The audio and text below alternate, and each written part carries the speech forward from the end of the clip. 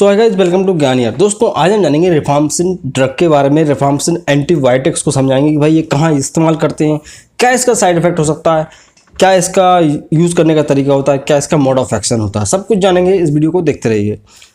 तो दोस्तों यहाँ पे बात करें अगर रिफाम्पिसिन की, तो रिफाम्पिसिन जो है एक एंटीबायोटिक ड्रग है जो कि रिफामाइसिन बी से एक्सट्रैक्ट किया जाता है। ये सेमी सिंथेसिस एंटीबायोटिक होता है।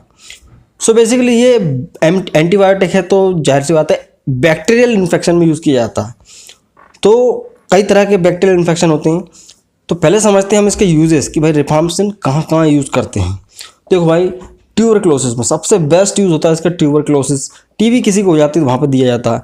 अगर किसी को लेप्रोसी हो जाती है, जो कुष्ठ रोग होता है, उसमें इस्तेमाल करते हैं रिफाम्पिसिन को, जो कि 2-2 महीने तक चलता है और बहुत अच्छा रिजल्ट देखा गया वहाँ पे भी इसका रिफाम्पिसिन का। साथ ही मेनिंजाइटिस क्या होता है, बैक्टीरिया की वजह से भी होता है और वायरल की वजह से होता है। तो अगर बैक्टीरिया की वजह से हुआ तो वहाँ पर रिफाम्पिसिन चलाया जाता है। तो ये कुछ के इसके मेन यूजेस हैं। इसके अलावा यूजेस की बात की जाए, देखो भाई सीएनएस इन्फ्यूजन इन्फेक्शन में भी दे सकते हैं। अगर बहुत लंबे समय से कफ चल रहा हो, उसको खांसी चल रही तब दे सकते हैं। और तरह तरह की बैक्टीरियल इन्फेक्शन में दिया जा सकता है। बट मैंने आपको 3 बता दी, मेनिंजाइटिस, लेप्रोसी और ट्यूबरक्लोसिस। तो ये 3 इसके मुख्यतः यूज होते हैं। अगर बात करें भाई रिफाम्पिसिन आपको किन किन नाम से मार्केट में मिल जाता है, तो आर्सिन बहुत फेमस है, आर्सिन कैप्सूल आता है। और जो है रिफासेप्ट 600 रिफासेप्ट के नाम से भी मिल जाता है मार्केट में। वहीं बात की जाए इसके पावर्स की कि भाई कितने कितने मिलीग्राम में अवेलेबल रहता है, तो एक भाई 150 मिलीग्राम, 300 मिलीग्राम, 450 मिलीग्राम और 600 मिलीग्राम में अवेलेबल रहता है। वो डिपेंड करता है सीवियरिटी के ऊपर कितना मरीज को देना है। अब बात करेंगे दोस्तों कि ये जो है कैसे काम करता है, ये किस तरह से बैक्टीरिया को मारता है। देखो भाई, यहाँ पे हमने कई तरह के एंटीबायोटिक ड्रग्स को देखा और बहुत तरह तरह की उनकी कैटेगरीज हैं। ये जो रिफाम्पिसिन है दोस्तों, ये अलग ही कैटेगरी का है, इसलिए इसकी कैटेगरी का नाम भी क्या है, mRNA सिंथेसिस इनहिबिटर्स। तो इसकी कैटेगरी है ये वो नहीं है कि सेफेलोस्पोरिन ग्रुप या टेट्रासाइक्लिन या पेनिसिलिन, उन सबसे अलग होता है ये, ठीक है। तो इसका काम करने का तरीका कुछ इस तरह से होता है दोस्तों कि ये जो है जो mRNA पॉलीमरेज एंजाइम को इनहिबिट करता है। बैक्टीरिया के शरीर के अंदर, बैक्टीरिया की बॉडी के अंदर, सेल के अंदर बेसिकली एक एंजाइम निकलता है mRNA पॉलीमरेज। ये कहाँ पे किसके लिए डिपेंडेंट होता है, ये डीएनए रेप्लिकेशन के लिए डिपेंडेंट होता है। मतलब कि mRNA पॉलीमरेज एंजाइम निकलेगा तो डीएनए बनेगा, आप इस तरह से समझ सकते हो। तो ये क्या करता है, उस mRNA पॉलीमरेज एंजाइम को जाके इनहिबिट कर देता है, रोक देता है। सो क्या होगा, अब उसका डीएनए नहीं बन पाएगा तो वो उस अपना जो है मल्टीप्लिकेशन नहीं कर पाएगा। तो बैक्टीरिया जो है बढ़ नहीं पाएगा, नया बैक्टीरिया नहीं बना पाता, उसकी ग्रोथ रुक जाती है, ठीक है।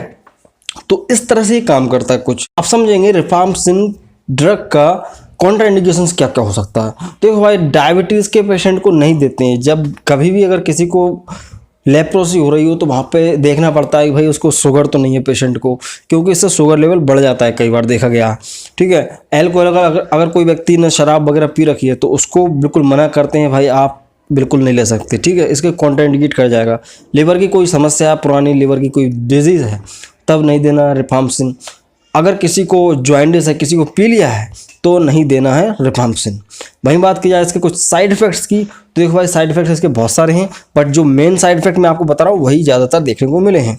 जैसे कि भाई उसका पेट दुखने लग सकता है, एब्डोमिनल पेन हो सकता है, साथ में एलर्जिक रिएक्शंस हो सकती हैं। और मेन होता है इसका साइड इफेक्ट कि भाई यूरिन का कलर चेंज हो जाता है, ऑरेंज लगने लगता है। पेशेंट को ऐसा लगता है उसकी जो पेशाब का कलर है ऑरेंज हो गया। तो ऐसा होता नहीं बेसिकली, बट वो लगता है ऑरेंज, पिंक या रेड जैसा लगता है।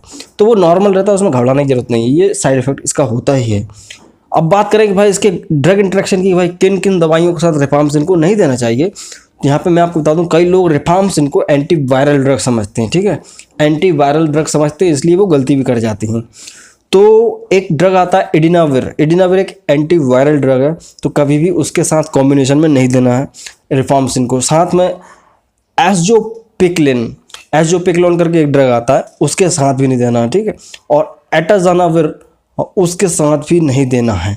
सो ये कुछ एंटीवायरल ड्रग्स हैं, इनके साथ रिफाम्पिसिन नहीं चलाया जा सकता, बहुत ज़्यादा इसके घातक परिणाम देखने को मिल सकते हैं। सो खैर, अब ये हो गई बात कि भाई काम कैसे करता है, कहाँ इस्तेमाल करना है और इसके ड्रग इंट्रैक्शन। अब बात करेंगे मेन कि भाई इसका डोज क्या रहता है। देखो भाई डोज इसका डिपेंड करता है, हर एक बीमारी में डिपेंड करता है इसका डोज। लेप्रोसी में थोड़ा ज़्यादा चलता है, टीबी में थोड़ा कम चलता है और मेनिंजाइटिस में थोड़ा कम चलता है। सो बेसिकली इसका डोज तो रहता है दोस्तों 10 मिलीग्राम पर केजी। अगर कोई व्यक्ति जिसका वेट 50 किलो है, एडल्ट है, तो 10 मिलीग्राम पर केजी के हिसाब से आप उसको दे सकते हैं। सो मोटा मोटा हिसाब बताऊं तो यहाँ पे 50 किलो का बंदा जो है, आदमी है, उसको आप जो है 450 मिलीग्राम का टैबलेट दे सकते हो, आता है 450 मिलीग्राम। अगर 50 किलो से ज़्यादा का है तो उसे आप 600 मिलीग्राम दे सकते हैं। सो खैर इसमें ये डिपेंड करता है कौन सी बीमारी है, 2-2 महीने तक भी चलता है हालांकि। सो खैर मेनिंजाइटिस वगैरह में 4-5 दिन में ठीक कर देता है। सो ये होता है दोस्तों रिफॉर्म्सिन। आई होप कि आपको वीडियो पसंद आया होगा। पसंद आया तो लाइक करें, नए हो चैनल पर तो प्लीज़ चैनल को सब्सक्राइब कर सकते हैं ऐसे ही इंटरेस्टिंग वीडियोस देखने के लिए। सो मैं मिलता हूँ अगले वीडियो में दोस्तों। जय हिंद, वंदे मातरम।